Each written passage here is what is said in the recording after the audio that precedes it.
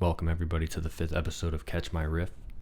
I'm your host Devin Canfield, and today I wanted to start this episode off a little bit differently.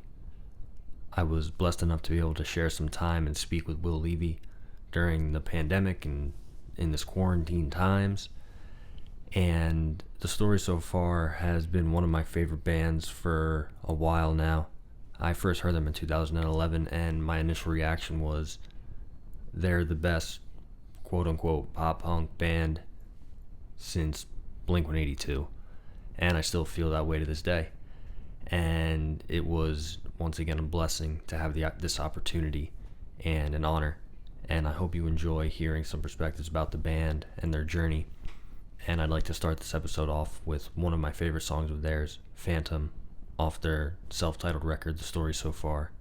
So without further ado, this is the song Phantom.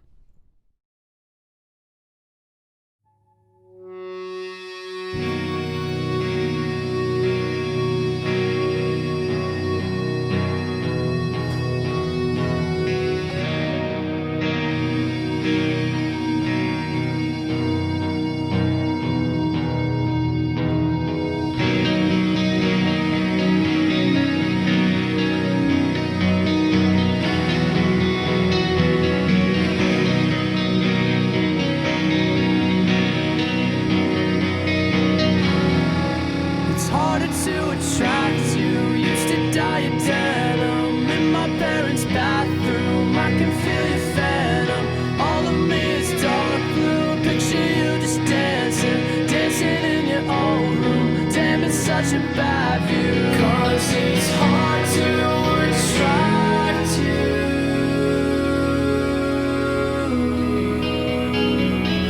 Got me so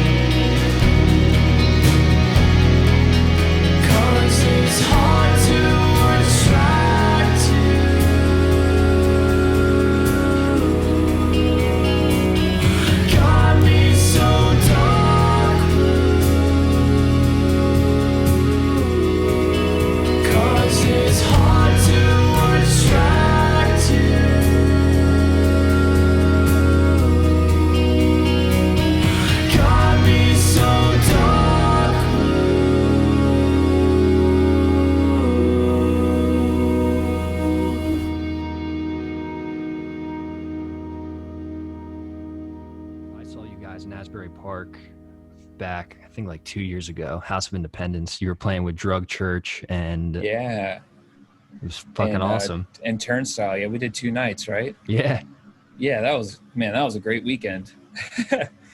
So it's the universal question of the world, but how's everything been going out there? Quarantine, COVID life. Quarantine's been interesting. That's been a very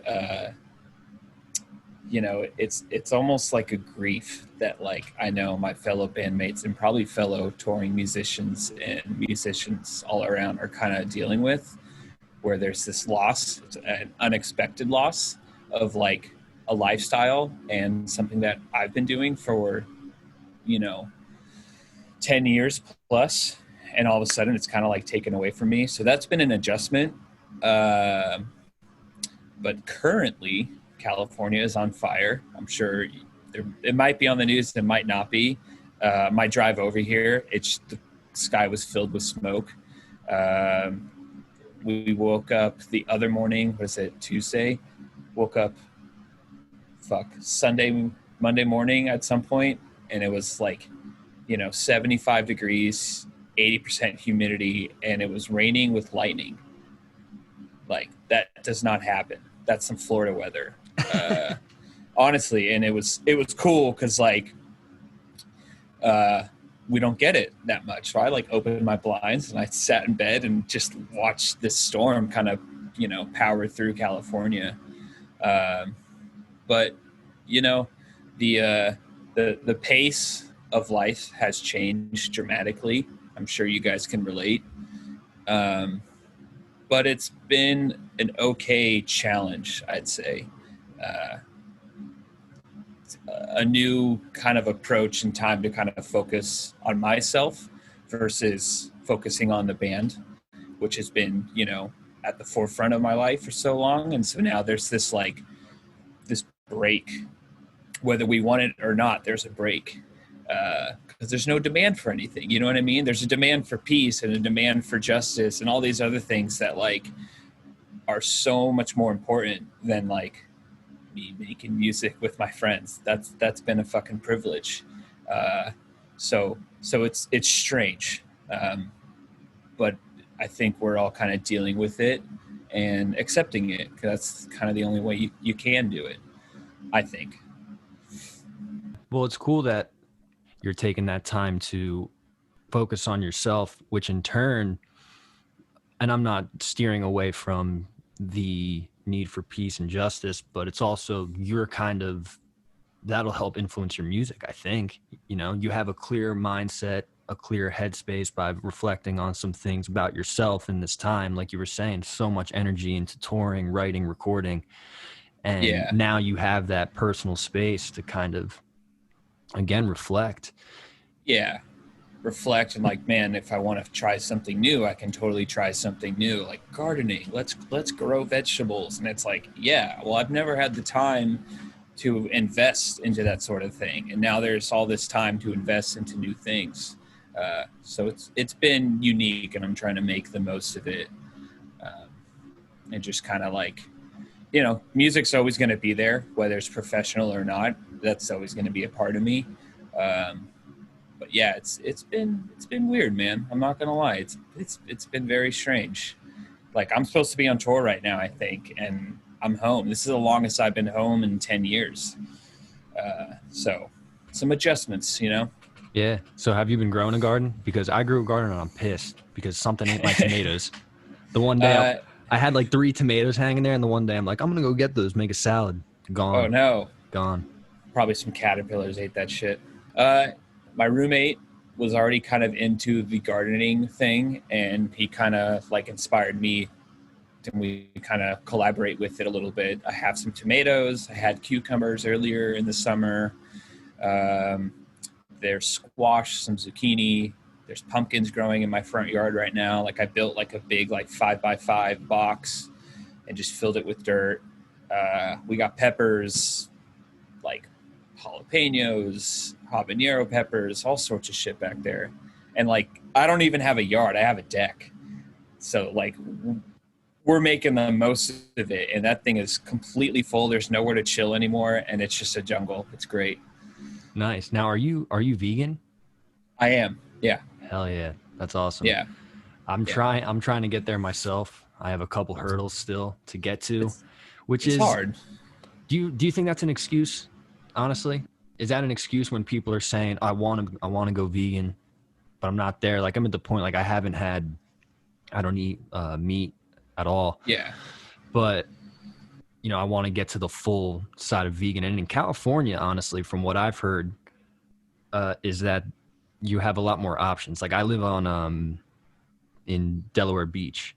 I'm Yeah. about 2 hours south of Philly, about 2 hours from Baltimore. And within Yeah. like the area that I'm in, there's not really a lot of vegan places, which suck because I've lived in Nashville, Greenville, South Carolina, and Philly, and they had awesome vegan restaurants. Like, have you ever been to Tattooed Moms or Tattooed Mom? No. Bro, Is that in Philly? dude, yes. I've hit like Blackbird Cafe. Mm-hmm. That was pretty damn good. Uh, you know, I juggled with it for the last like 5 or 6 years, kind of on and off. You're never gonna commit until you're ready, And that's just like, that's how I felt about it. You know, I had all these excuses of, oh, I love cheese and all this shit. And it's hard. And man, you just got to commit, and you're never going to do it until you actually feel like doing it, I think.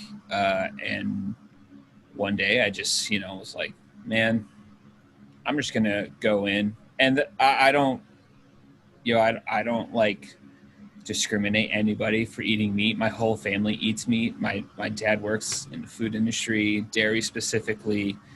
I'm not doing it to like change the world. I mostly do it because my stomach can't handle like most of the things that I grew up eating. So it just became this like easy thing of like, well, vegetables and beans fucking taste great and make my stomach feel okay. So I'm just going to stick with those. Yeah, you're never kind of ready until you actually want to do it. And being in Berkeley, Oakland, the Bay Area, man, there's a million places to eat that are like vegan specific. There's coffee shops, there's delicatessens, there's restaurants, all sorts of shit. So it has become really easy for someone like me to like go and get a salad or go and get a turkey sandwich that's a quote unquote turkey sandwich. Yeah. Well, it's kind of funny too, because it's like anything in life. You'll turn that switch on when you want it to. Yeah. And I don't, if it came to it where like I moved to the woods and like I'm like hunting deer and shit, or I'm going to eat that. You know what I mean? It's more or less like, I think there's a way that the world can kind of adjust to how we consume meat and dairy and things like that. Again, my choices aren't going to drastically affect that. But I do think there should be some kind of change, but I'm not like, I'm not protesting for that every day. People are going to make their choices, and they're going to make their choices. And, I only have control of what I can do. And I can share my stories as such, but, whoever wants to listen can listen. And if they don't, that's okay. I'm not losing sleep over it. It's like heavy mindfulness, being aware of that stuff, Yeah. and not getting attached to it. Yeah. And I'm sure like for touring, how important for you, again, I'm sure everyone has their different takes, but for you, how important is the health, the eating, the diet, everything like that for you? Like, do you find if you were to slip and be like, oh, I'm eating cheesy puffs all day, I feel like shit, I got to go play for an hour and a half and grind it out. Does that affect you heavily at all? Yeah. Hell yeah. Yeah. I definitely think your diet affects, your well-being. And I'm pretty bad about it on tour. I'm not going to lie. Like the first week of tour, let's say it's a month-long tour, I'm like ripping through that case of Miller High Life, fucking smashing a bag of like these spicy Thai Doritos, you know what I mean? Oreos all night. Like, dude, I eat like shit. And within a week, I feel horrible. And then I like kind of switch it up. And then I get bored, and like I'll find this balance of like, okay, well, I'll smash a bunch of Miller High Lifes and then like eat a salad, and that's I'm balanced. Like I'll eat 2 double stuffed Oreos as opposed to 6 regular ones. Yeah, I'll take the top cracker off, throw that away, or give it to someone, and then have a quadruple stuffed Oreo, and it's fine, man. I'll live forever. Yeah. That's awesome, dude. That's really cool. So what's like, the first time I went to California was about 3 years ago, maybe. And I went to San Diego, up the coast from San Diego up to San Fran, and from San Fran up to Seattle. And I was at Big Sur. Oh man. All I could remember was like the ocean's fucking blue. Yeah. Like what is, because out on the East Coast, I mean, it's not the same. It's nice, it's good, but I remember looking over. I was in this like cliffside, and I looked over, and I was just like, is this normal? Is this how this is? Man, I just went backpacking in Big Sur last week, actually, with some friends, and it changed my life, man. Was I've that your driven. first time? That was my first time, proper like first time going backpacking, being in Big Sur. I've driven through it, uh, and like I'm driving the one, and my friends in the car are like, "Dude, there's whales," and I'm like, kind of trying to look, but also still drive that windy road. uh, yeah, we're spoiled out here, man. It's so. The word we kept using was majestic. Uh, it was just so calming and so damn beautiful. Like I've never seen any. Oh, I have seen things like it, but it's crazy that it's 3 hours from where I live. And that continues from Big Sur up to Seattle, like you said.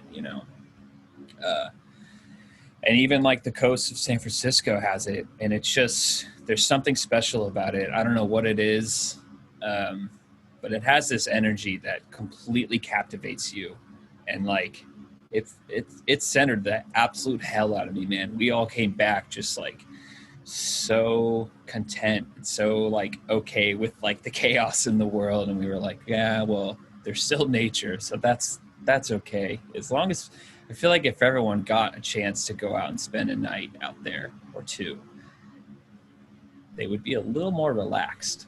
Yeah. But you know, Well, it is. It's important, dude, because like the screens, they could suck you in. They could yeah, they could suck you in, and it's so I live in like I was saying, Delaware Beach. So the beach is probably like 3.5 miles. So we have this place. It's this town called Lewis, Delaware, and it's called Cape Henlopen. And it used to be this old like military base. And it's no Big Sur, but in a way, it gives a lot of the locals and travelers, whoever it is, but myself, that same sort of feeling. And I think in this time, it's super important to not forget that, because the yeah, screens, the media, they'll suck you in, dude. It's like the commercial with the guy with the fishing pole, and he's like, "Oh, almost got you, almost got you." yeah. I Like mean, that, it's just baiting you. the time that we spend on those things needs to be limited. I lost reception, pretty early in my journey, and just was like, well, I'm just going to leave this thing off. And I shut my phone off for 3 days. I didn't even like think of my phone when I was out there. I didn't think to check what time it was. Like, you know, other people were using it for timers when we're cooking dinner as such. But coming back, I like turned my phone on. There's like 50 text messages and like 100 emails. I'm just like, like I don't even want to look at these. It's nice that there's some love there, but man, the time away was great, and I'm trying to manage my daily use of it now that I'm home. I try not to spend too much time in it, but it's really hard not to because there's nothing to fucking do most days. I'm not working right now, so it's a lot of just like downtime. So Yeah, it's well, I've seen some of the posts, because you do photography as well, which is awesome, awesome, awesome stuff. thank you. And of course, and like you said, it's kind of a part of our DNA as a society, which is crazy. But it's good to take that time, take the balancing act, Yeah, to yeah. I mean, I've had conversations with like my band members, and we like pull our phones out, and like my thumb like automatically like will go to the Instagram button just like subconsciously, and it's like, oh my god, I'm fucking brainwashed, dude. Like this sucks. So I'll like delete the app for a few days, and I'm like, well, I'm kind of bored. I'm just gonna like re-download it and see who messaged me or something. Like it's for what? What the fuck is Instagram? Other than like connecting with people and like sharing art. A lot of it's just you scroll on by and you forget about it. You can't digest these things, and you can't embrace them for what their potential could be. And it's kind of sad because like everything's so fast now, everything's so quick, that things just get overlooked. Music too, music, art, everything. News. all of it. It just, to me, it gets overlooked. What do you mean? And I'm curious, what do you mean by music being overlooked? I mean, I guess overlooked is the wrong word. It's just like, you know, hey, we posted a new song today, and like the next day you kind of forget about it.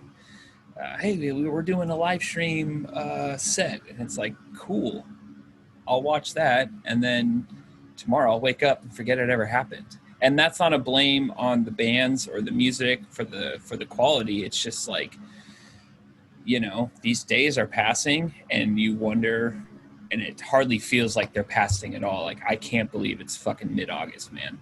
Yeah, You know what I mean? Like, that blows my mind. It feels like a few days ago that we were like in the early stages of this, you know, shelter in place, and we're almost to the end of the year. I know. You know, yeah. So it's just things. There's so much out there right now, which is fucking awesome. But there's so much out there that it's hard for everyone. Hey, myself included, man. I feel this greatly. It's just like, check this song out or check out this photo, and you scroll on by. You listen to like 3 seconds of it. I do, and you know, it's just hard to hold people's attention these days. So Well, because you guys, even for people that don't know, we're speaking to Will Levy, people. Story so far, okay? And you guys started, what, you said almost 10 years ago now? the band formed in 2007. How old were you guys? You guys were young, weren't you? Yeah, I mean, I was 15. Yeah, I was 15. So me and Kellen were 15. Parker and Kevin and the other Kevin before me were 14. And then Ryan was like 12 or 13. He was in 8th grade when I first met him. Like, That's wild. The first time I ever hung out with him, he was still in middle school. And now doesn't the original or the other Kevin, he plays with you in Cold Moon? Yeah. Is that correct? Correct. Yeah. Okay. Hell yeah. That was an awesome you know, full circle moment for the both of us.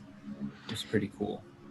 There's my brain feels like a hamster in a wheel right now, because I'm like there's a lot of questions. Yeah.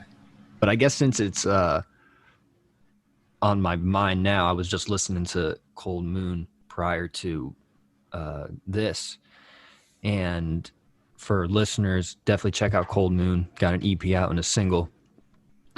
It's Will's side project from the story so far.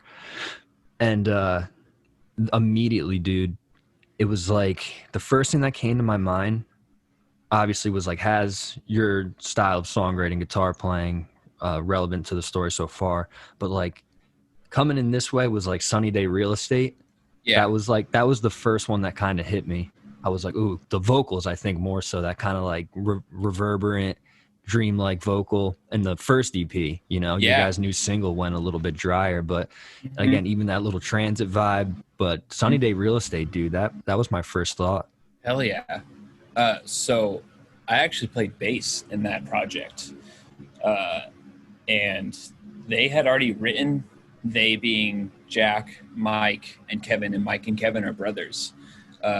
They had kind of had all these songs, and they had expressed like, hey, like, we're looking for a bass player. And this was a bunch of years ago now. And I was like, sure. Like, I kind of want to do something else, like musically. Let me give it a shot. And, you know, we jammed once or twice and just like clicked right away.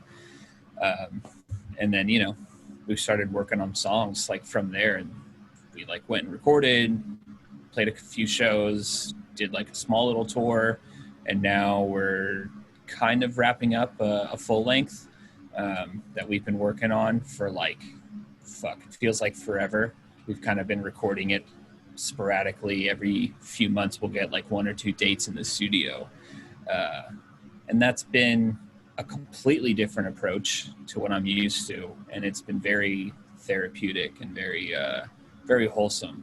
Not to say the story isn't, but it's just so different that it's kind of like, kind of blows my own mind just how much I get, you know, it's just really nice that I get to be able to do that. That's kind of always been my dream, is to just make music of any kind. And now I'm like doing it in multiple areas. It's pretty nice. Yeah. To be quite honest, Cold Moon's kind of a new discovery for me in a way. Yeah. So the knowledge base is still kind of being developed. Yeah. So when you're saying the recording process, I don't know, and we'll get into it, but what's the differences off the bat? And we can dive more into, the depth of story so far in that type of production, but what was the main differences between Cold Moon story so far? Well, we went with this dude, Jack Shirley, who's out in Oakland, and he's kind of known for these live, raw recordings, and he prints everything to tape. So we really had to rehearse as a band, not just rehearse your own parts and understand your parts, but it's us in a room playing, and that's what you hear. So that's the first difference, is that we're not breaking things down with okay, drums are going to take 2 days, then we're going to do guitars, then we'll do bass, and then we'll do vocals, and then we'll add everything else. This is there's 4 of us in a room. We're going to do a few takes of each song. We're going to listen to where one of us, hit a flub or something and try and punch it real quick. And then we'll start adding things from there. So that's been a cool approach, and kind of I love classic rock. And I've kind of always wanted to try that style of recording of just I want to feel like I'm in the room, and I want to know that that's a band playing, not this chopped up, separated vibe. So this is a very whole vibe, where we have to play as one. Everyone has their strengths and their weaknesses, and we feed off each other. So I think that's the biggest difference. It's just the actual approach. We're rehearsing,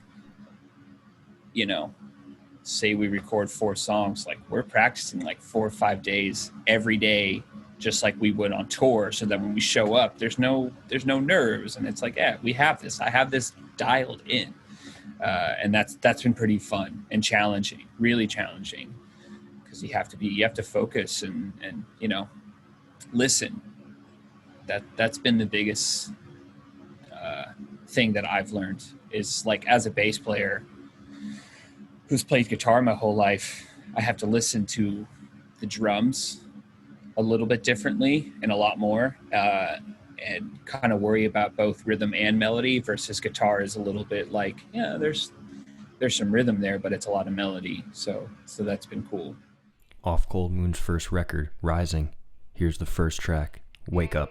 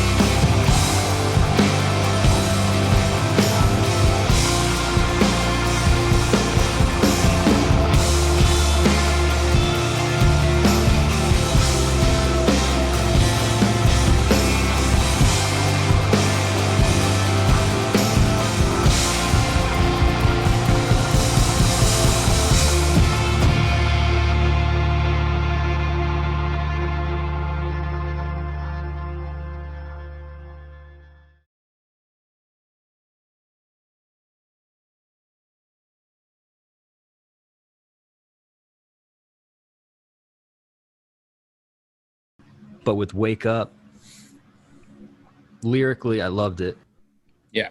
because to me, and maybe you can kind of attest, what it was is I think we all have a place that wakes up your mind a little bit to the present moment. Mhm. And that's kind of what that song was, almost like experiencing that with somebody. You know, I think it was Grand Lake they're talking about, or it's somewhere. There's a theater in Oakland called Grand Lake Theater. That's what he's referring to. Yeah. No shit. Yeah. Okay. Yeah. And it's cool too, knowing that was live recording, because the whole outro of that, like the jam, it was very, like, it flowed nice. And knowing you were playing bass, it's funny because I think there's a difference between listening and hearing. You know, you can hear a song, but you might miss the entire thing. You might, you know, someone might smoke a joint and then they finally are listening. Yeah. And that's why music sounds a little bit more intense, not saying just when you're smoking weed, but just it allows the mind to kind of listen a little bit more.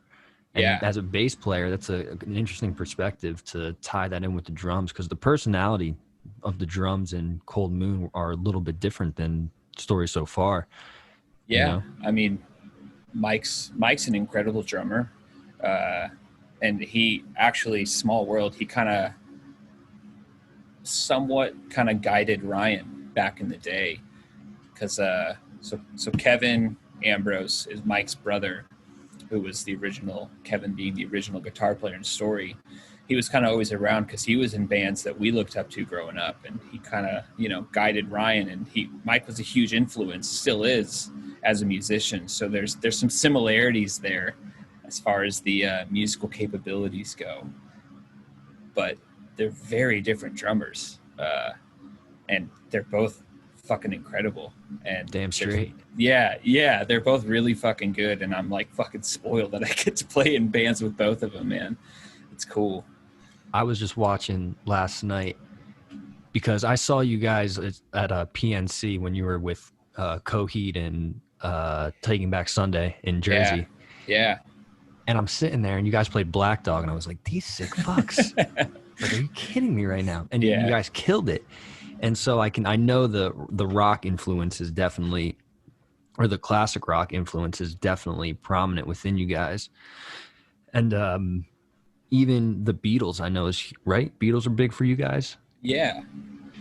I've seen that you guys have played Two of Us. I was like, Yeah. Jesus. Yeah. You don't see the, like, to me, I'm like the A-list of this, you know, I'm not going to say like pop punk, but this band that's influenced so many people. You can see where that variance of tone and different, to me, you guys stand apart from a lot of people, in my opinion, and from other people I've spoken to. And then you see that it's like, oh shit, they're playing deep track Beatles.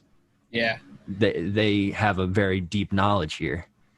That was like, what cover can we figure out in 3 days? But the fact that you knew it, I never even Yeah. heard of that song before. Oh, no shit. Yeah. I mean, so we got pretty heavily into the Beatles.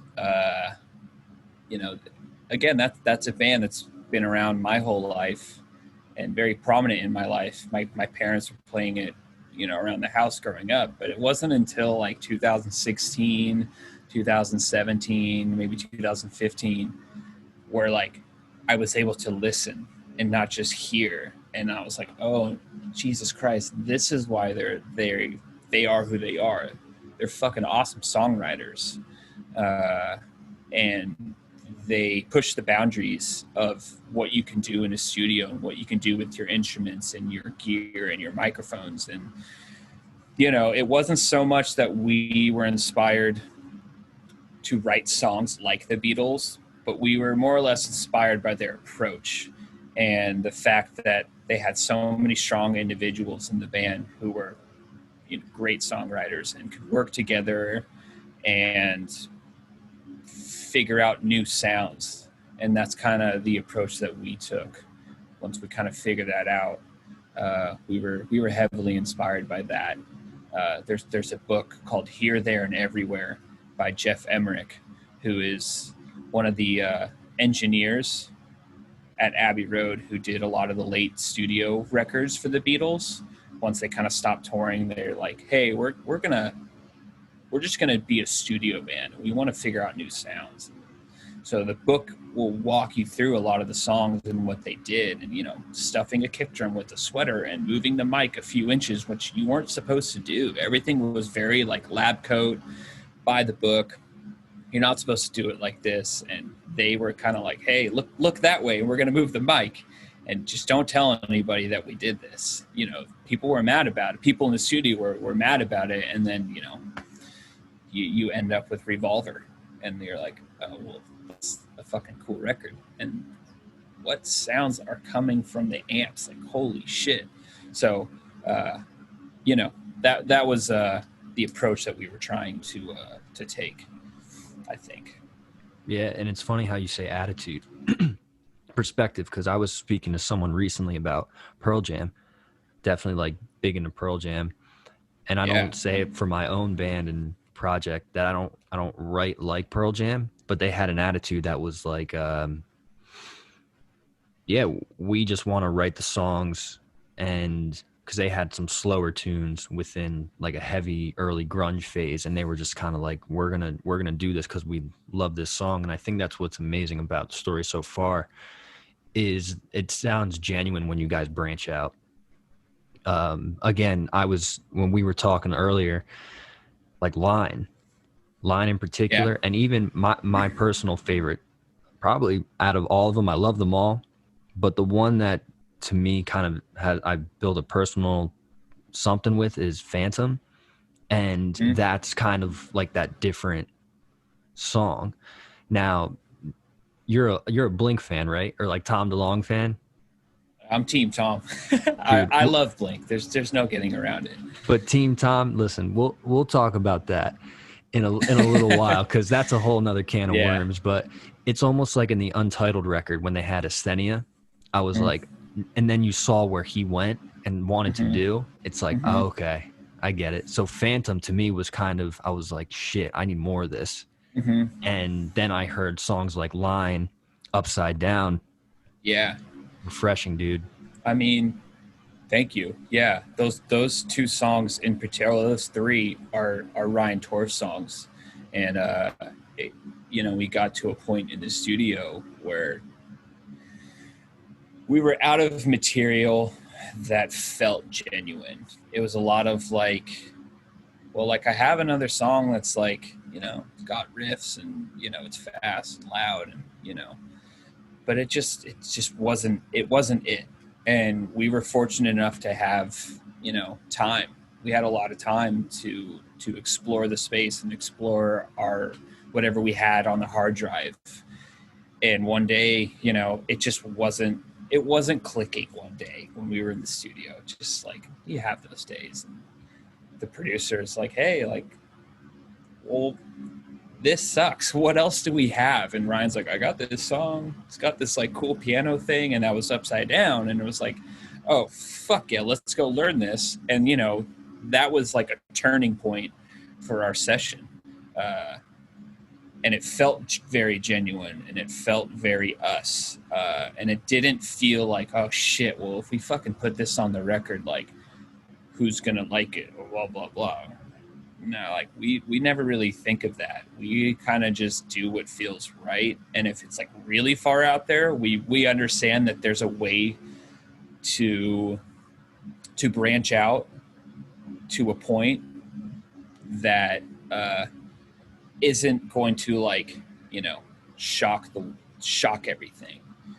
There's got to be this like halfway point where like, I'm kind of getting like tired of playing these loud fucking songs all the time. I want to do something else. But you can't just like have a whole fucking record of that. You kind of have to like meet halfway. And I think that was the point where we understood that and embraced it.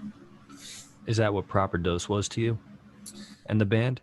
Of like the embrace of that ideology and... Yeah, man. It was, we were kind of going through some confusing times, to say the least. As individuals, as a band, there was a lot we were working on. Musically, with each other and our relationships with ourselves. And, you know, there was this like saving grace of this like song that like, I think, you know, without that song, we would have, it wouldn't be the same record. Is this Upside Down you're talking about? Yeah, I think so. Upside Down. Yeah. It just was this like moment of like, holy shit, we can be this band that has a wide variety of sounds, and this is how we do it. And Ryan did a really good job of kind of navigating and communicating that with us. And it definitely helped our sanity when we were in the studio, and kind of helped save the record, and kind of gave us this boost of like, cool, well, like, let's continue to jam and play together and explore new sounds and ideas. And, you know, you don't need the gain on all the time. You can go and play acoustic guitar, and like, we'll write an acoustic song too, that kind of thing. It was just embrace what kind of comes naturally, and then bring that to the table. From their latest record, Proper Dose, here is Upside Down by The Story So Far.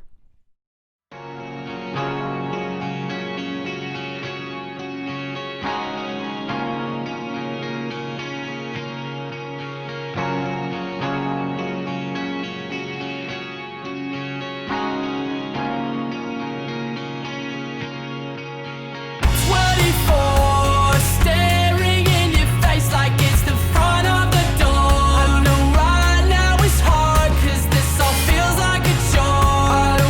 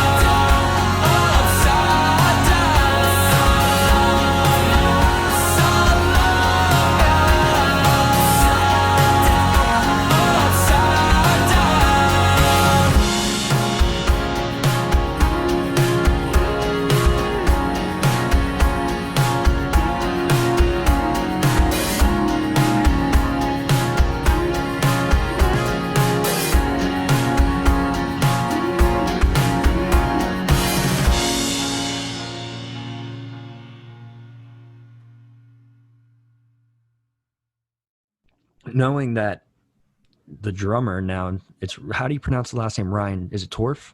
Dwarf, yeah. Ryan Torf, for listeners, if you haven't checked out the story so far, Cold Moon, bruh, these guys, I mean, they're legit. They're touring the world, all right? This is not just no joke. We were. It were. So check them out. They're on Spotify. They're on everything. And you can check out Upside Down from their latest album, Proper Dose, or go watch the music video because it's a dope music video. And it's funny because I think one of the that album has been therapeutic for me. That song and that album has kind of an acceptance element to it. It seemed like a maturation process within the band from a listener's perspective and from a musician perspective. But lyrically, that song, like you were saying, seems it has a lot to do about relationships, but accepting them in a way for what they are. Yeah. Yeah, absolutely. It's I didn't write the lyrics, so I would feel wrong to kind of give what could be Parker's interpretation of it. But there's definitely, man, I feel him, dude. It's hard to do one thing for so long. You have to switch things up, and that was kind of our way of switching things up, I think. And do you know Hundredth, the band Hundredth? Yeah. So I met the guitarist Alex in Asheville, Yeah. North Carolina, because he's a tattoo artist, and I had gotten a tattoo, Yeah. Empire Tattoos. I got this one on my arm from one of their artists, and Nice. he was there, and we were shooting the shit, and he was like, "Yeah, playing this band Hundredth." I was like, "No shit, you don't say." Yeah. And he was saying how he works with Sam Pura, and he was like, "Dude, Sam's the GOAT." And so it's kind of cool. How do you feel working with the producer? How important is it for, like, as a producer, to give you honest feedback and say, this blows, or this is it only goes so well if you're able to listen and handle the critique. We've had a few different producers. We've always used Sam as the engineer / producer over the years, and he keeps it honest, man. He keeps it very real, and that can be harsh sometimes, and it can rock your ego a little bit, but I think that's good.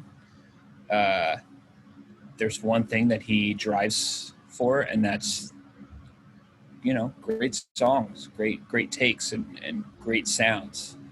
But I think it only works if you're willing to listen and like learn, like, and really adapt to what they're telling you. 'Cause yeah. No, you're right. You saying, like, Ryan approaching you guys with these songs, or you discovering these songs with Ryan. So in terms of like the song line, a lot of that guitar work, was it something, it sounds like you have a lot of like reverse going on. In some of the parts, it seems like a reverse. Is that like something you tackle, or is Ryan coming to you and he's like, hey, like, what if we try this? I think with that song in particular, he had a lot of it pretty mapped out. We were grateful that Panda Studios, once we left Canada, we went back and finished, big portion of the record at Panda. There's 2 studios there. There's 2 control rooms. There's 2 live rooms. So when we're doing one thing, let's say we're recording vocals on a song, we can be in the other room working on stuff. And he was always kind of doing that. And he had a lot of that song mapped out.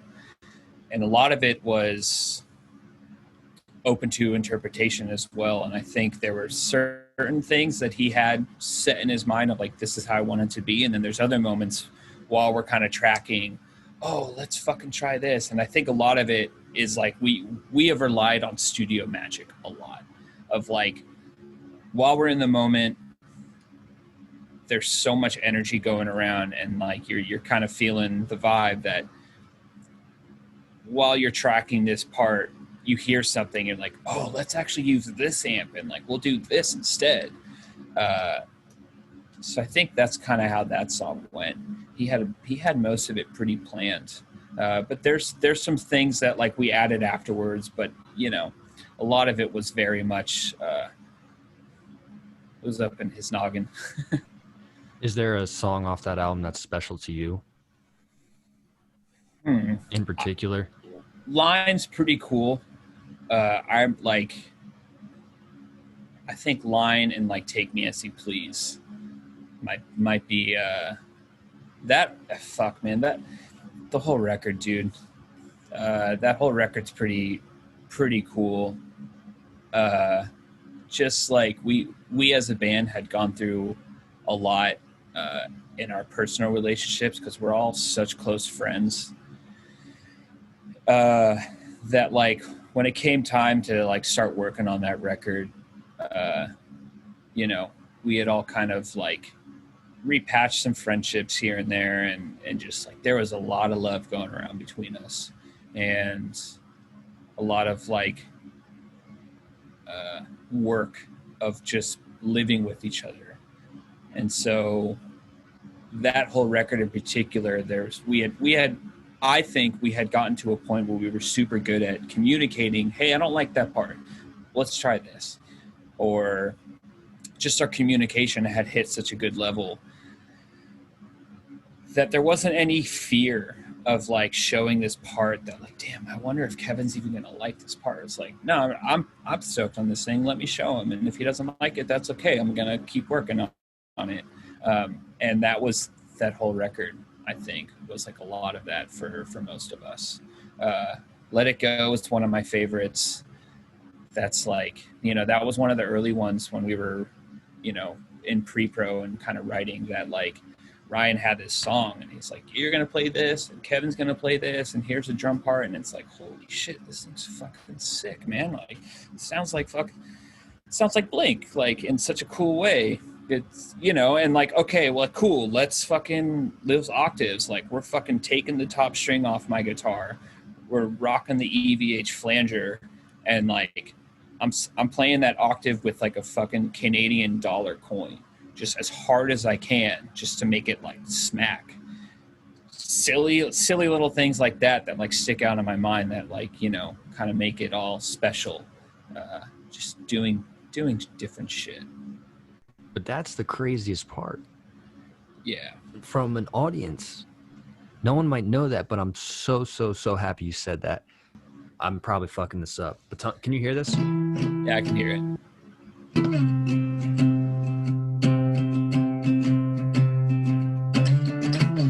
It's like something like that. Yeah. And Let It Go. Yeah. When it first comes in, when Parker starts singing, I'm like, that motherfucker. That's Tommy D.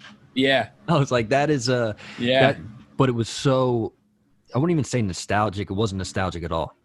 Not at all. It was fucking, it roped me in as a listener. That has been, you know, one of my biggest influences is Tom in particular, like I was saying. And that riff, like you said, it was very Blink, but so much of you guys, that's the thing. You guys stand out with a lot of personality. Yeah. That riff was like way more simple than like it sounds. And it's just a cool approach to that song. I think Ryan fucking killed it there. He did a great job. What are the major differences in a way from the production of this record to, say, the self-titled or the untitled? Self-titled, or even just any album prior, because I could tell there was a little bit of different and more. Again, this is my interpretation just as a listener. Yeah, I felt there was some added elements that you guys were. It was almost like I heard a little bit more doubling and proper dose in certain parts, and I love everything about the albums prior. But I almost felt, I was like, oh damn, I see what's going on here. Yeah, I think we wasted, well, not wasted. We just didn't want to waste any time. And we threw every idea we had out there. And whether it stuck or not, that was to be decided later on. But any idea that we wanted to try, hey, like, that's a great rhythm part in the chorus. We should probably double it with an acoustic guitar because, like, that acoustic guitar just sounds fucking awesome. It's like, okay, cool. Like, let's do that. It sounds sick. Um, we had somebody else mix it, which was a first for us. Was this Sam did proper it. dose or? Yeah, Proper Dose. Yeah, so Eric Valentine mixed Proper Dose, um, and usually Sam had always mixed it, and this time we went with somebody different just to like have it sound different. And we love Eric Valentine's records and what they sound like, and they sound fucking huge. And I remember getting the first mix of the song Proper Dose back and listening to it in my car after like being in the studio all day and driving back home in the middle of the night, and just like, okay, holy shit, this is gonna fucking blow my eardrums. And then like the chorus hits, and it was like I fucking went into turbo drive, like the supercharger turned on, and I'm fucking like pedal to the metal, and it was so fucking loud. I was like, I remember looking at Kev and just be like getting goosebumps and like, so Do you hear that? like we're gonna stick with this guy to just like it was like the next morning we're like, yeah, let's have him just mix the whole thing, like sounds good.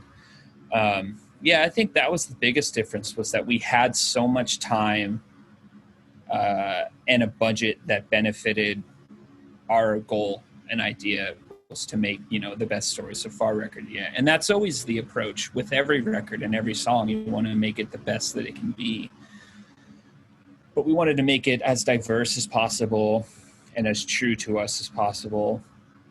Yeah, we really just tried everything. And from over the years, we had acquired, tons of gear, different guitars, different amps, different pedals. And we all had the same mindset, back to the Beatles thing of just like, let's just fucking try this. Like, who cares? It might sound whack, but you fail if you don't try. I think so. We tried everything, man. We really did.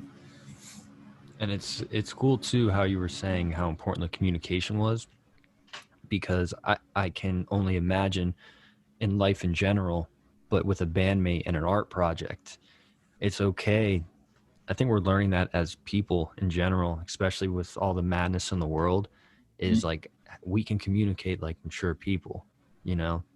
It comes with time. Yeah. I mean, that comes with experience. But yeah, you have to learn to like kind of make some compromises, especially in a band. And you're in a relationship. You're in an intimate relationship with like four other people, man.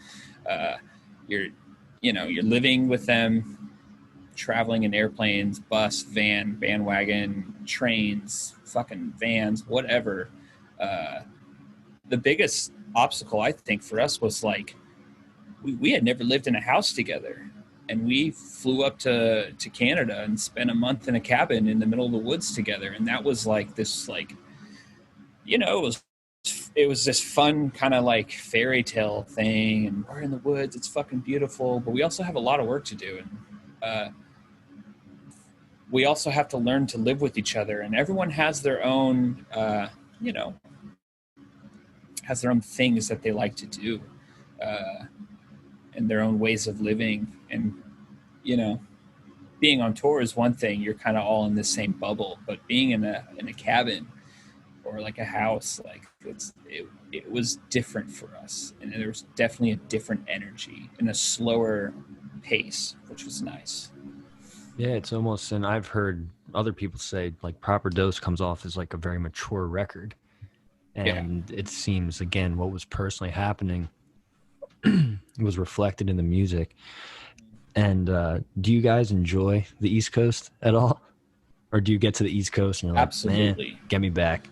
No, we fucking love it out there. Like Boston, Philly, New York, Jersey. I mean, Jersey's kind of wild, but Yeah, man, we love it, and we've always had a lot of love shown back to us and like given back to us from like the first time we ever went out there in 2011. Like I remember playing in like Boston Commons out in Massachusetts, that area, and like the first show in Massachusetts, and we were like kind of looking at each other like, what the fuck is happening? This is nuts. And then you go and play Philly, and we play the Barbary, and you're like, oh my God, like there's fucking people here. Like this is crazy. And they're going apeshit. And playing like a VF hall in Connecticut or some shit like that. Same thing. And, we've always kind of thrived out there, and, I love it. And I've been fortunate to make a lot of friends on that part of the country. So when we're there, it feels like home a little bit. I'm glad. That's a cool thing to hear. Yeah, Jersey's wild. We'll just leave it at that. I'm from there. It's like we're not like the Jersey Shore, like the old TV show. That was bullshit. But Jersey's an interesting place. We'll leave it at that. Fair. And I saw you guys in Baltimore. I think that was the first time in Baltimore, and you were touring with Basement and Turnover. And it was probably like 2016. That was 2015. Mm-hmm. Where did we play? I forget. But you guys had just released the self-titled record. Mm-hmm. And it was amazing. Again, you guys played Phantom, like Into Clairvoyant. And I just remember, I was like, this is why I love this band. Because it was like, again, when I listened to Blink's Untitled record and they did all of this with Robert Smith. And that's a hit. But the thing is, it's like that's kind of Proper Dose was reminiscent of that type of stuff, like hearing Upside Down and Line. It was like, see, Blink did the same type of thing. They were like, hey, let's take this time, and you get a song like Lost Without You, Asthenia, Fallen Interlude, but all of this too. And I got to ask, what's it like when you have like everyone just running around you on stage and jumping off? I watched someone get smacked and kicked in the face at House of Independence. Like the dude like did a flip and kicked. What's that like? Do you even notice it? Sometimes, man, it's just so cool. I don't know what else to say other than it's fucking cool, because I was that person, growing up. I was that kid that wanted to jump, get on stage and get the fuck off stage and, crawl on top of people and shit, man. So I understand the excitement and the energy that's there. It's pretty indescribable, man. I just like, you're like kind of trying to focus on playing, but you want to like soak in whatever the fuck's happening around you, but it's so chaotic that you're like, well, fuck, I forgot what part comes next. Like, oh my God. It's special, man. I don't know. I feel like I'm kind of like rambling, but no, you're good, man. I've said it before. Podcasting is just rambling. Yeah, it's just cool. It's just so fucking rad, dude. I can't help but think that it's just like, pinch me, I'm fucking dreaming, man. It's things I daydreamed about when I was in high school, and then it's like this reality, and I'm like, this is happening. Like, all right, okay, holy shit, this is happening. Yeah, it's great. Did you have a specific moment, you think, where I think what attributes in a way to you guys is you're very intelligent songwriters? Like you were saying, being conscious of, oh, this is maybe too far out, and finding that middle ground. I think that's what makes a good songwriter. I think that's why the Beatles were so good, because they were just stellar songwriters. Yeah. Was there a moment for you and the band, even, or just yourself, that you were like, I think something's happening here? I mean, thankfully there's like more than one, but I can recall like super early on, I think it was our first US tour, like summer of 2011.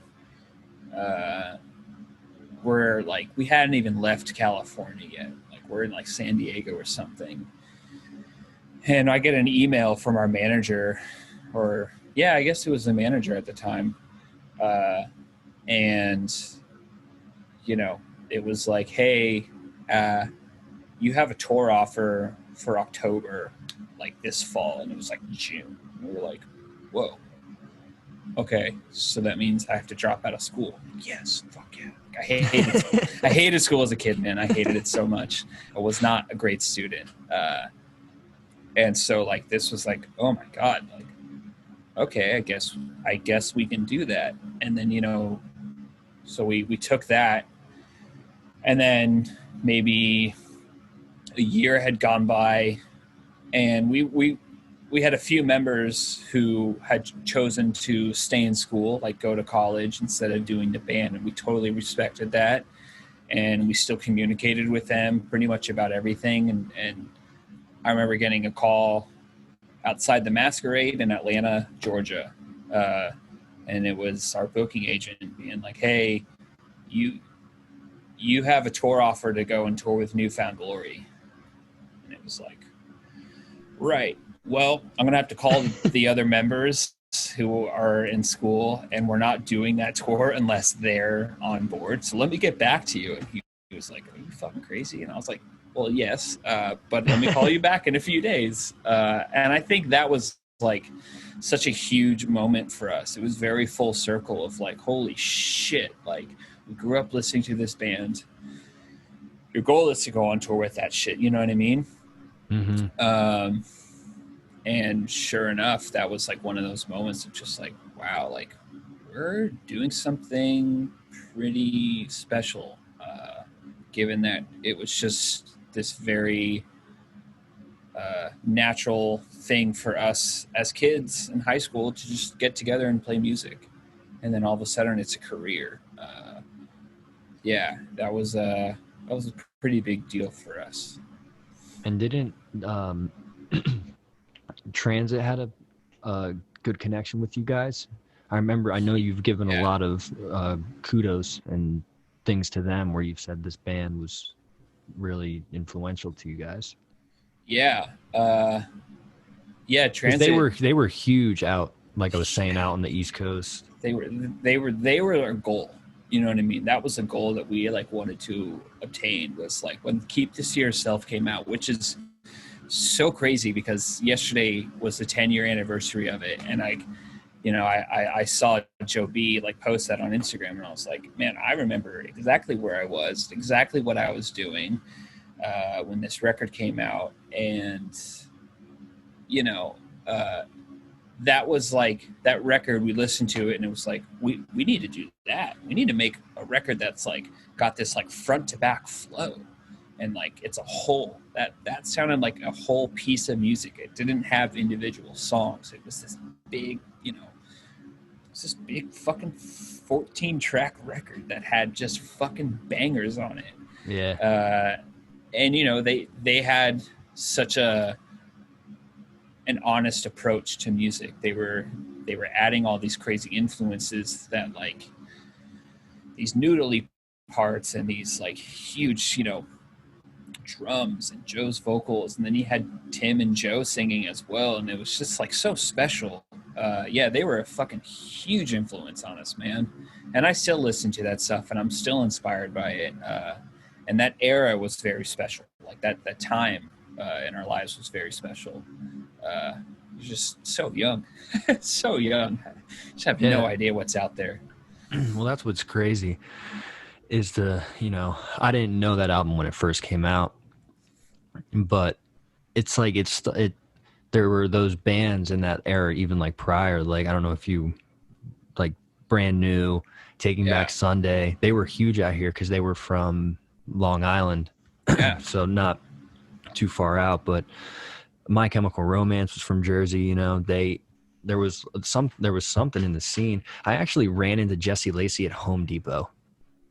And I'm like, I was working this merchandising job. Yeah.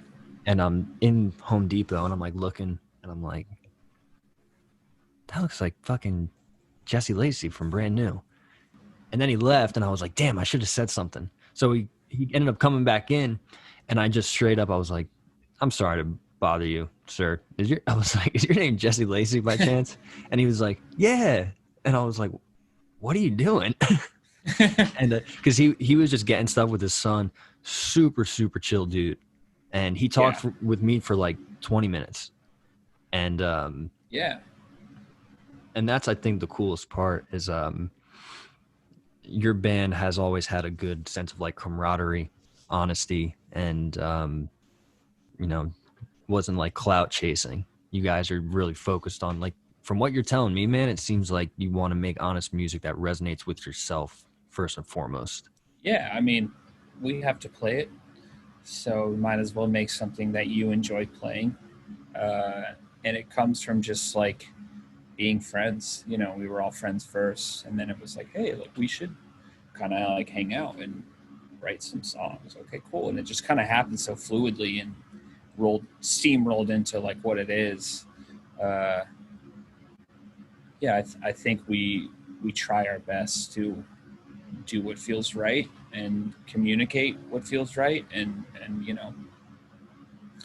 it's gotten me here, so I can't help but be thankful for that. Amen, man. With in terms of some of the albums, like the What You Don't See, you were saying Things I Can't Change came to mind when we mentioned that. Yeah. Is that what makes what stands out with that song for you? It's like a set staple. Like, it's never gonna leave the set list, you know what I mean? And it was like one of those like studio songs. Like, there was like a riff or two that was involved, but there was no chorus yet, and we had pretty much everything else. And I was like, oh, fuck, man, like that approach to that record was very much like curated and stemmed from our touring and our early touring of like, there was this energy that we wanted to capture and put it into a song and into the studio. And we very much took that approach and tried to do that. And just, we wanted people to move. We wanted us to move. We wanted to, like, we had the mosh test. It was what we used to do. And if you're sitting on the couch listening to it and you don't feel your head moving or, your foot tapping, then it's probably not the vibe. So we really channeled that. And it's just like, like I said, it's just one of those songs that probably won't ever leave the set list. It's just like, it's always going to be there. And I love playing it. Well, we'll play it right now so everyone can hear what we're talking about. Everyone, turn the volume up, get in the car, blast it over the speakers when you're driving. Someone pissed you off today? Put the song on. You'll let the energy out. From the album What You Don't See, here's the opening track called Things I Can't Change by The Story So Far.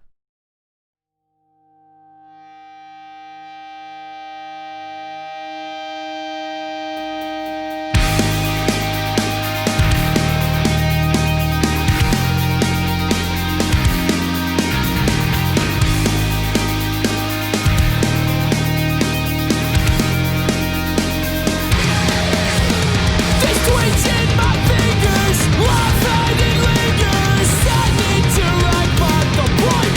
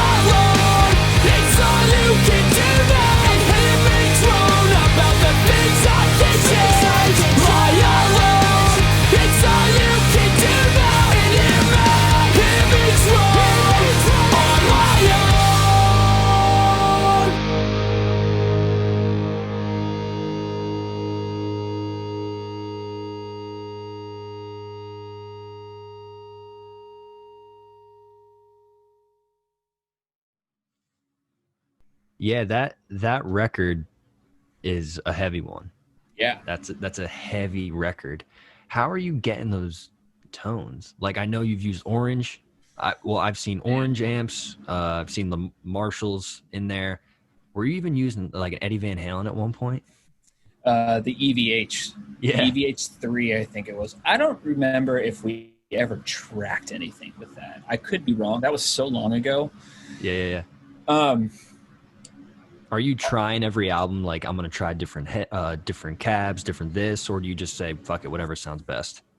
uh, I think it kind of all depends. Now, I think I would have like a pretty like if we were to go in and record, a classic like TSSF song, I would know like what to set up for the Mm, most part. Like I could get like 90% there, and then like, okay, engineer guy, like, what do you think? What can change? What can do I need more clarity? Do I need more low end? With what you don't see, it was like, okay, we took like the Foo Fighter approach and just like, yo, how do we make this thing sound fucking huge? So like the verses are like doubled, the choruses are quadrupled. If I would use like an SG and a Les Paul on the verses, and then I would use like an SG Les Paul, a different Les Paul, and like a 335 on the chorus, and like use an orange, and then a Marshall, and then like a 5150, just to have that like classic beefed up tone. Uh, that was kind of the approach with that. Of just like, man, I want this thing to sound fucking huge, and then Kevin comes in with his ripping leads, and he's just like naturally has like the tone. The tone is in his hands. I like to say, like that kid can like pick up a fucking $100 guitar and plug it into a $50 amp, and it'll sound fucking sick. and he plays a Rickenbacker a Yeah, lot. I'm like, yeah, still to this yeah. day, I'm like, what the hell is that? In a He good he way. he came to practice one day with that thing, and I was like, damn, that guitar's fucking rad. Like, you looking like Petty right now, man. Yeah, He's like, yeah. yeah, like it sounds pretty cool, and like, it's not the norm, I guess you would say.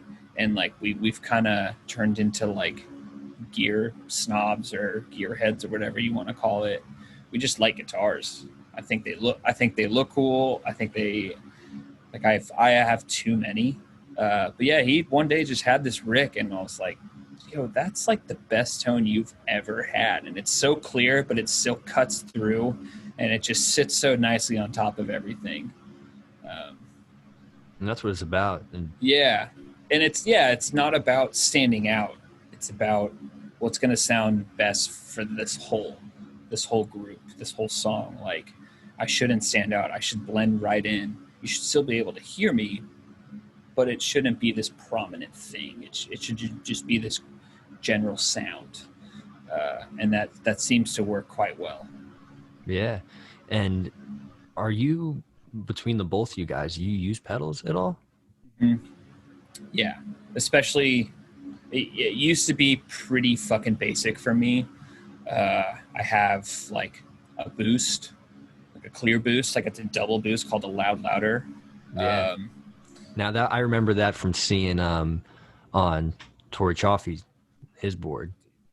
Tori and Tim introduced me to Chad, who runs Chatterbox Effects, and they got me hooked up with him. So I have a few loud louders, and it was pretty much, man, like that and a reverb was like my go-to back in the day. And then as the songs kind of evolved, I needed some other things, and now it's like there's like a flanger or a chorus or like some kind of phaser, the loud louder or a tube screamer, reverb, and delay. Now there's delay, and like that might be the biggest adjustment I have in like an Evo. There's really not much to the board. Kevin's probably the same vibe, some kind of overdrive, boost, reverb, delay, and then his biggest thing is a wah-wah pedal, which has been like a fun addition that came one day and it hasn't left, and it's pretty sick. Yeah, and I've heard it in If I Fall. I was on Apple Music the one day and Yeah, I saw there was a live album on there. I was like, no shit. was Yeah. like, I didn't even know this was here. I was like, this is We didn't either. no shit. I How does mean, that even happen? well, we knew that we were being recorded for that show. Uh, we just didn't read the fine print that said that one day it'll be released. That's all. Like, How does something like that work though? So could be a cool thing to shed some light on if this is something okay to speak about. Does someone approach you? Like it was Alt J, right? Or the Alt J uh, festival or something? it's called Triple J, which is a radio station down in I think Alt J Australia. is a rapper or something. Yeah. So Triple J like reached out and like, hey, you're playing with Basement at this venue in Melbourne. Would you like to like be recorded? And then we feature it live on the radio, like as it's happening, I think, or like the next night or something. And we were like, yeah, like Triple J is fucking huge. What an opportunity. So that was kind of that. And our manager would then communicate that to us and say, hey, this is probably a good idea. You should probably do it. It's like, okay. So, and then it gets posted online, and that's that. You had no idea that it was going to be out online. You knew I it was mean, going to be. that's pretty classic us. Just like we probably knew and just forgot, and then all of a sudden it's up there. And no, it's not like any of us were angry. Like we're stoked. I think live records. It sounds really legit, cool. dude. Thank you. We were absolutely so fucking nervous. It's so silly. Like we just when you're being recorded and like professionally recorded, it just adds this whole different element.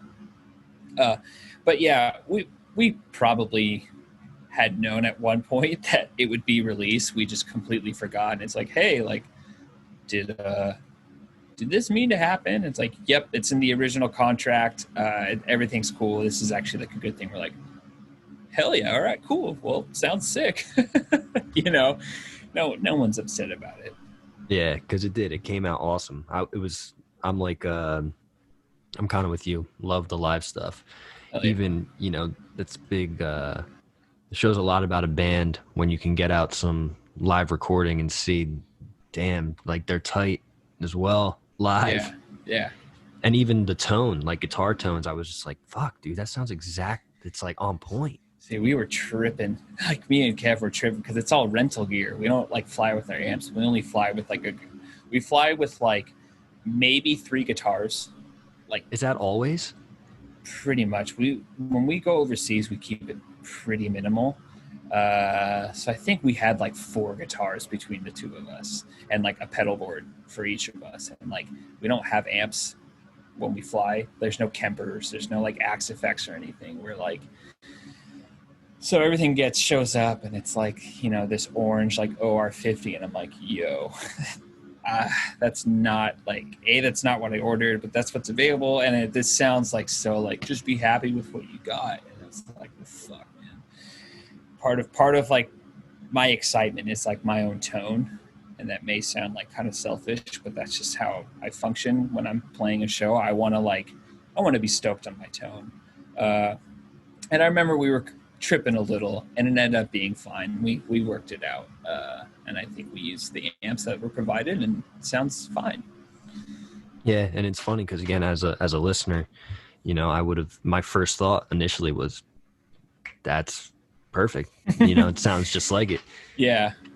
Well, I think a lot of it shows that it's that's us playing on the records. That's us playing live. There's no backing tracks. There's nothing added. Like songs like Take Me As You Please, Ryan's like pulling double duty. Like he's like playing keys and drums, keys with one hand, drums with the other.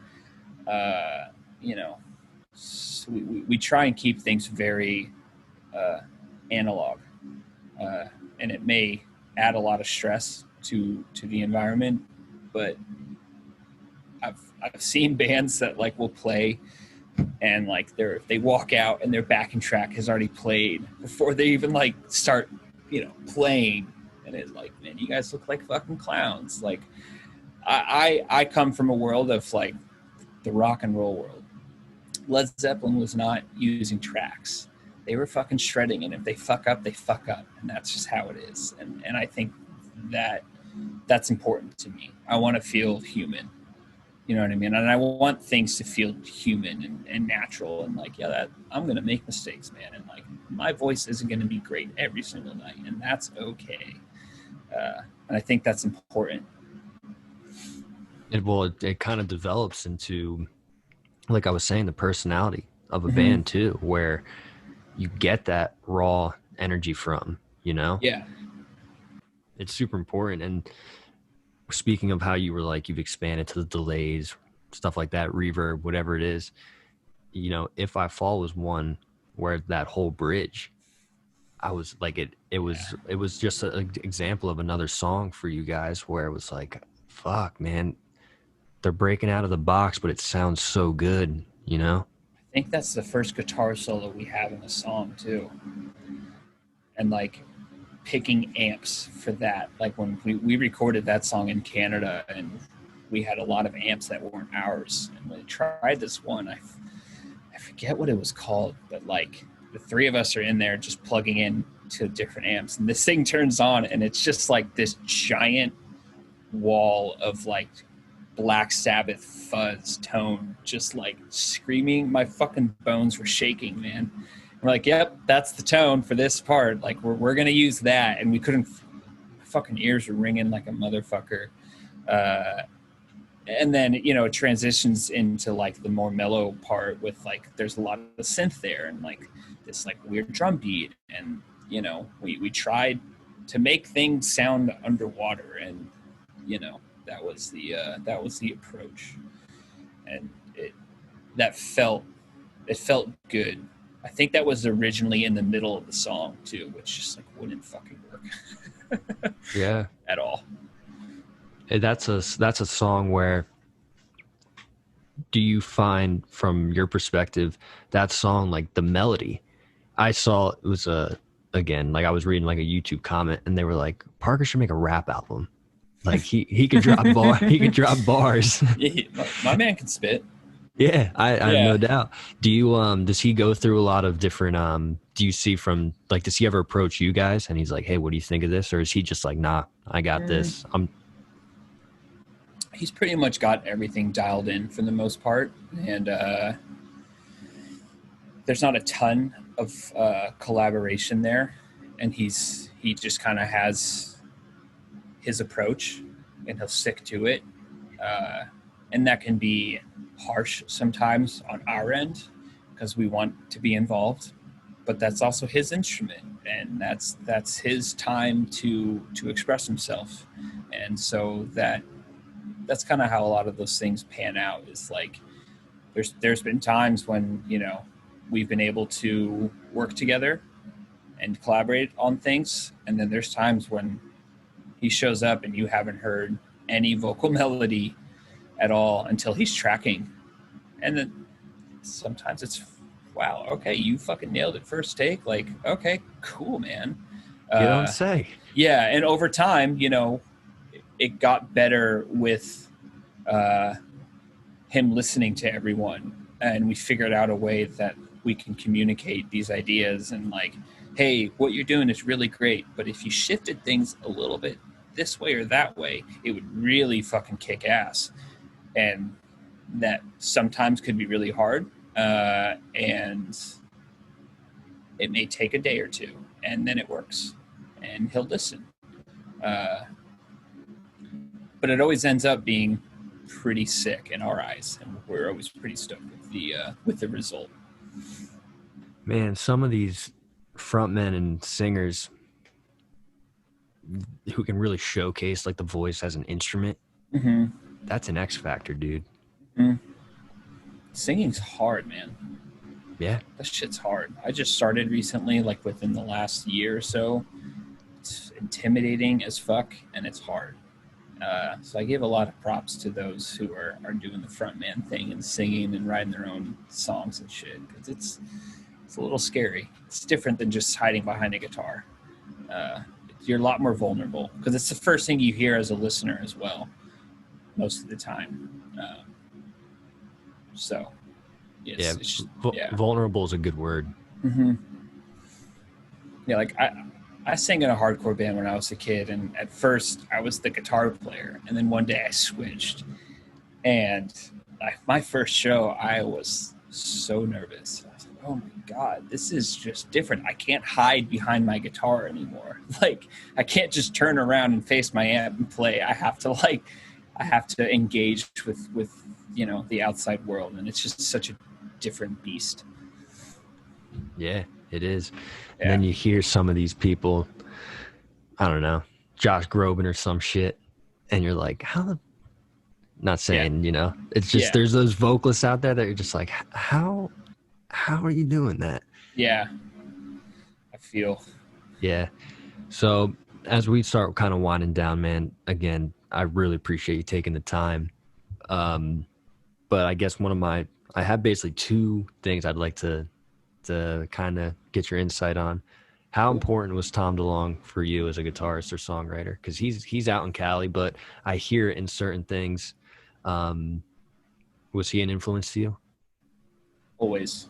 He was like a day one influence. I 29 now, so I was at the prime age when Blink was blowing up. Yeah, I'm right there with you. Yeah, and like hearing Enema of the State, and then hearing Take Off Your Pants and Jacket, and just like that guitar tone, like, oh my God, I never heard anything like it. Huge. It was how I learned how to play guitar, like that, and like Billy Joe, like Green Day. It was just like, okay, I need to figure out what these power chords are, and like go on to tab it, whatever, and like learn these things. And that was what I first learned. So it was a huge influence, and still is to this day. I can kind of go back and like listen to it and draw inspiration from it. And Boxcar Racer in particular. Hell like, yeah, dude. fuck, man, that record still holds up to me. And it's just such a different sound than what you would normally hear from him. But yeah, I'm Team Tom, man. He's so cool. It's like you said, Boxcar was also kind of like that foreshadowing that you could tell like the dude had some depth, and in a way, again, I'm not gonna say anything negative about Blink now, but it's one of those things where I'm like, oh man, Yeah, I could see where his influence was a lot. yeah, and I completely understand and admire his change and like his choices, and like not doing the same thing over again and wanting to try different stuff. Like, fuck yeah, man, we should all be trying different shit. Just branch out, Yeah. do things that are going to challenge us. Well, it was even like a production thing too, like Yeah. Boxcar was just like a big production change. Yeah. Like, I've heard him talk about it, and I think from what I've heard too, like you guys have done it before, where he was like, we would record these fucking giant drums, and then we would record a little like cocktail kit in like a small room, and it's like that Boxcar record's got like a handful of different drum sets on it, and like you can hear it like from the chorus to the bridge. That's a different drum set kind of thing, and you're like, that's a cool idea, man. Like, yeah. Isn't that something? Did you guys do that for your most recent record at all? Like, have you guys ever done different drum sets? Maybe like different snares here and there, like for the song. But I think for the last record, we pretty much stuck to like the same kit. But half of that record was recorded in Canada, and the other half was recorded in California. So the rooms are gonna be different. So there's definitely different tones there. But I think we stuck to the same drum set. I could be wrong. Yeah. So I kind of leave it off with this. I think another X factor for you guys is you've had your acoustic ballads, I'll even say. Were those songs you had written originally, or like, like the Navy Blues and Clairvoyance that a lot of people have like grown attached to? How did those come to be? I remember Clairvoyant pretty well. I think we were recording a cover. I think we were recording the Loro the pinback cover that day for the split, and man, Sam had just, Kevin's probably noodling on some shit on the couch while we are tracking or something, and it's one of those things where like, hey, like, what's that? I don't know, it's just like a song. Okay, well, like, let's fucking track that. Okay, all right, cool. Hey, Parker, like, while we're tracking this, maybe try and write a melody and some lyrics. And I think that was all written and recorded in 1 day or 2 days, but I think it was like 1 day. And it just happened. It just came naturally while we were kind of in that mindset. And then Navy Blue, I think, was like pretty planned out. Kevin had written most of that, and we were already recording that acoustic EP. We wanted to put a new song on there, so that kind of just came about. Yeah, that's wild, dude. You hear a lot of musicians talk about that when a song just like is just like, here you go. It's for you. A lot of the songs in our catalog are very much that. Just like, fuck, man, like, we need another fucking song. Like, god damn it, I don't know what to fucking do. 4 hours later, it's like, here it is. We've just been fortunate to have the studio availability and the time to kind of like explore that space. And fuck, we only have 10 songs. We need one more. And I think like Glass was like that, or like Nerve, or one of those songs was like that, of just like we're so close to being done. Like, god damn it, we just need one more. And then all of a sudden there's a track that's like unforgettable to us. And then they turn into a single, and you're like, okay, well, I'm going to stop trying to write songs all day, every day. Cause but that's just part of the process. You have to like, sift through all the riffs and all the fucking songs and everything. It's a weird thing too, like you said, how you can get in your own mind about that and be like, damn, nothing's coming up, and then out of the blue it happens. It's kind of almost like being open to receiving a new idea. Yeah. And that's tough. And that's open, man. Open to letting go. You could be holding on to like this one riff. You're like, I swear to God, this is gonna be it. And it's like, yeah, but if nothing else fits around it, then nothing else fits around it. It's just not going to work. You have to be okay with letting those go, and that can be difficult sometimes. Has it happened with the band, or all your bands you've worked with? Oh my God! Like, yeah, dude. Like, yeah. There's like 1,000 riffs that just like get lost, and if they don't stick, it wasn't meant to be, and. You learn to just like, yeah, well, that riff's cool. You can still play it. It doesn't have to be a song. It can just be a riff. But yeah, it's definitely happened for sure. I'll say this. It's greatly appreciated that you took this time, shed some light on some cool shit. Oh, and yeah, likewise. Yeah, dude, don't even. We'll play some, I don't know what we'll play for the last song, but nice. I'll send something out for the listeners. Keep it mysterious. Yeah.